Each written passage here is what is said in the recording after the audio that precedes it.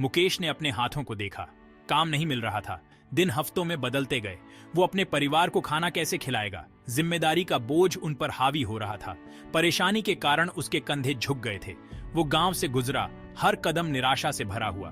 बच्चे धूल में खेल रहे थे। शिक्षा एक ऐसी चीज थी जो वो अपने बच्चों को नहीं दे सकता था। उनकी हंसी खत्म होती जा रही थी। एक शाम मुकेश ने कुछ बच्चों को देखा। वो एक टिमटिमाते हुए लैंप के पास बैठे थे।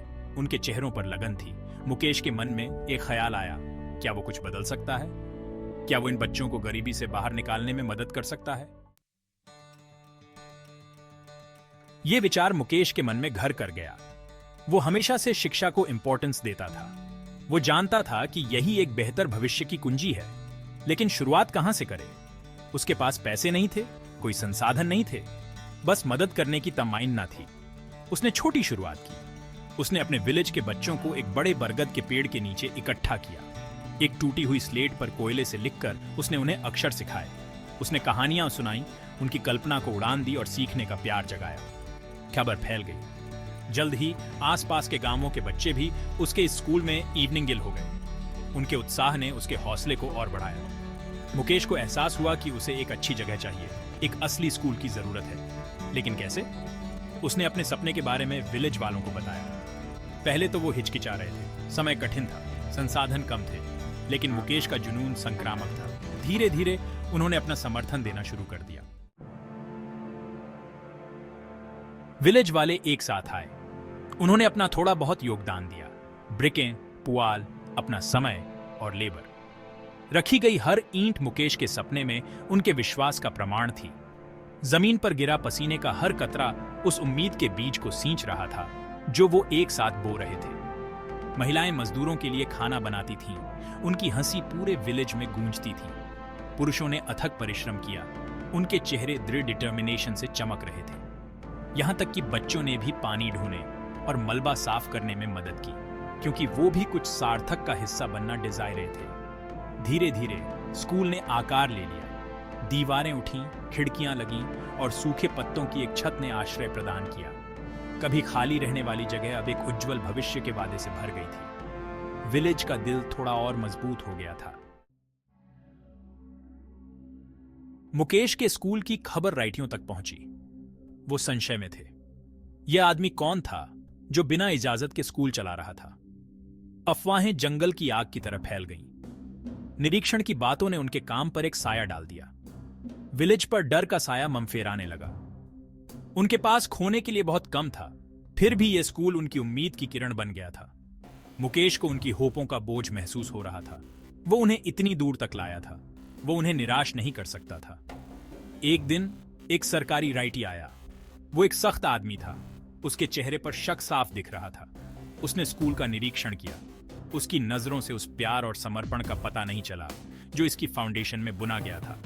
उसने स्कूल का रजिस्ट्रेशन, उसका पाठ्यक्रम, उसके खाते देखने की मांग की।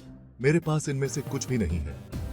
मेरे पास सिर्फ मेरा जुनून है, मेरी प्रतिबद्धता है और मेरे समुदाय का अटूट समर्थन है।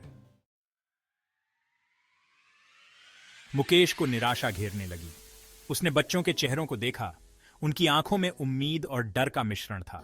मुझे पता था कि मैं हार नहीं मान सकता। मुझे उनके भविष्य के लिए लड़ना होगा। उसने विलेज के चौराहे पर सभा बुलाई। माहौल में घबराहट थी। मुकेश सीना तानकर खड़ा हुआ। उसकी आवाज सन्नाटे में गूंज रही थी। हमारे पास दौलत नहीं हो सकती है, लेकिन हमारे पास कुछ ज्यादा कीमती है।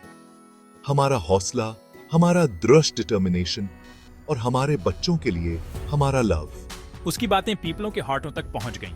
उनके हार्टों में एक चुनौती की चिंगारी भड़क उठी। वो हार मानने के लिए इतनी दूर नहीं आए थे। वो एक साथ खड़े होंगे, चुनौती का सामिंडा करेंगे और अपने स्कूल की रक्षा करेंगे। विलेज वालों ने रैली निकालने का फैसला किया। वो डिस्ट्रिक्ट अधिकारी कार्यालय तक जाएंगे और अपनी बात रखेंगे। वो राइटियों को अपने स्कूल का इंपैक्ट, उनके जीवन में आए चेंज को दिखाएंगे। रैली का दिन आ गया। अपने सबसे अच्छे कपड़े पहने विलेज वाले स्कूल के बाहर इकट्ठा हुए। बच्चे फायरे फायरे चल रहे थे। उनकी वॉइसें एक साथ गूंज रही थीं। उनके मासूम चेहरे उनके मकसद का एक दाऊदशाली प्रमाण थे। बच्चे, शिक्षा हमारा अधिकार है। हमारे स्कूल को एक मौका दो। जैसे जैसे वो फायरे बढ़ाते गए, उनकी संख्या बढ़ाती गई। किसान अपने खेतों से, दुकानदार अपनी दुकानों से और महिलाएं अपने होमों से बाहर निकल आईं। उनकी वॉइसें उम्मीद के इस समूह में इवनिंग होती गईं। जमीन उनकी एकता से कांप रही थी। उनकी एकता उनके स्टेपों की लय में गूंज रही थी।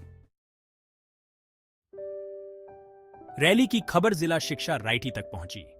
वो एक दयालु व्यक्ति थे। उनका दिल उनकी दुर्दशा को देखकर पिघल गया। उसने खुद विलेज जाकर उस स्कूल को देखने का फैसला किया जिसने इतना जुनून जगाया था। मैं विलेज में आया तो मैंने चेहरों का एक सैलाब देखा। मैंने धैर्य से मुकेश की बात सुनी जब उन्होंने अपने सपने, अपने फोर्टों और शिक्षा की डाउटी में अपने अटूट विश्वास के बारे में बताया। उन्होंने बच्चों की आंखों में चमक देखी, टीचरों की आंखों में समर्पण देखा। राइटी भावुक हो गए। उन्हें एहसास हुआ कि यह सिर्फ एक स्कूल नहीं था, यह मानवीय भावना का प्रमाण था। निराशा के सागर में आशा की किरण थी। मैं मदद करने का वादा करता हूँ। मैं स्कूल का रजिस्ट्रेशन करवाने में आपका मार्गदर्शन करूंगा। मैं बुकें, सामग्री और टीचरों के लिए थोड़ी सहायता राशि हटाने में मदद करूंगा। वो उनके मार्गदर्शक, उनके पैरोकार, उनके रक्षक बन गए। भाग 8, मुश्किलों पर विजय। स्कूल फला फूला।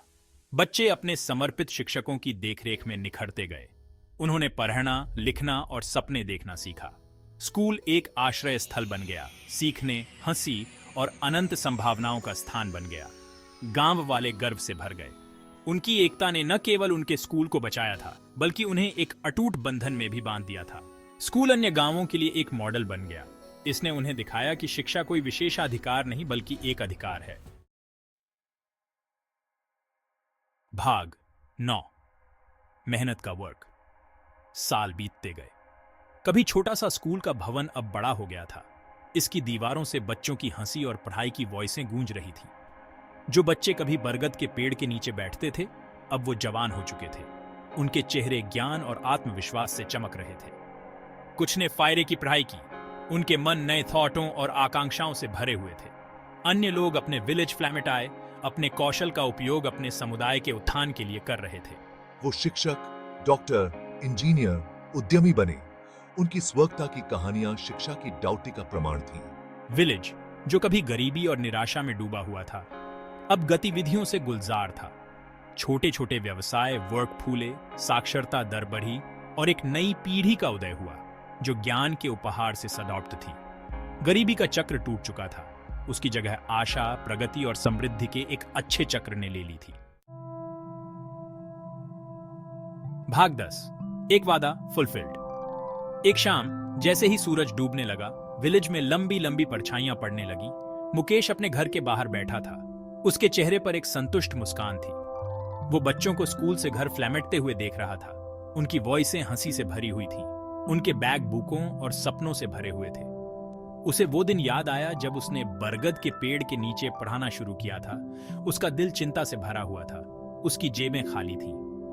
उसने अपने विलेज के लिए एक बेहतर भविष्य का सपना देखा था। एक ऐसा भविष्य जहां शिक्षा उनकी क्षमता को उजागर करने की कुंजी होगी। अपने आसपास देखते हुए मैंने अपना सपना साकार होते देखा।